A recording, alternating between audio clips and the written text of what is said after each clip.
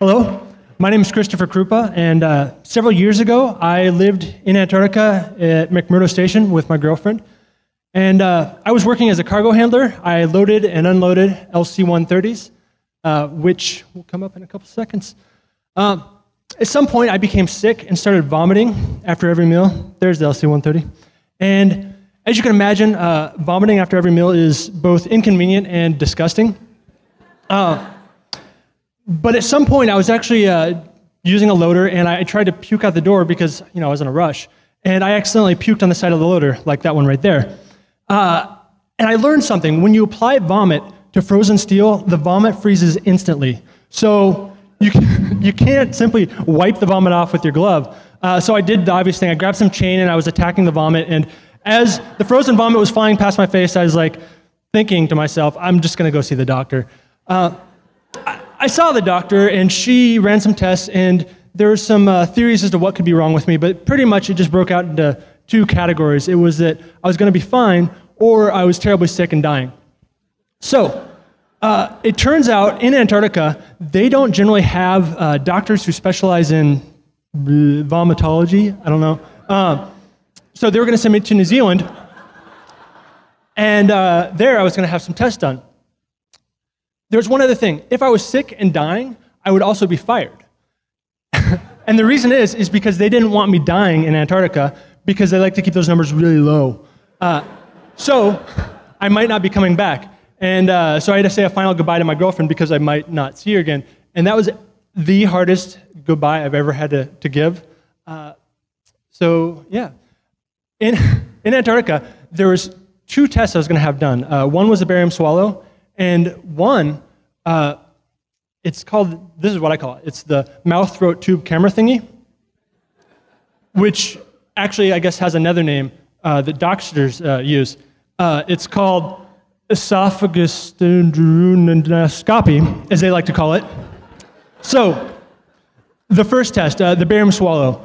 For whatever reason, when I was in the changing room, I felt compelled to take a picture of myself in the hospital gown. And for whatever reason, I felt compelled to put those pictures in the slideshow. The thing that was interesting to me about that photo session I had was that as soon as I was done, the nurse was right outside the booth, and she asked me if I was ready. So I think she was politely waiting outside the booth, watching the flash from my camera reflect off the ceiling. So that's nice of her. Barium. I'm guessing you guys most of you haven't had a barium swallow, but it's a thick, chalky, thick and disgusting sludge. And the whole time I was expected to drink it faster and faster. It was like a weird frat party, and they had me laying on this bed that was rotating around while there was this robot arm jabbing me in the stomach kind of hard. So that was all kind of weird. But as soon as I got done, the doctor, just as like an afterthought, he said, drink as much water as you can, because if you don't, the barium will solidify it, and we'll have to surgically remove it from your stomach. Have a nice day. So that's fun.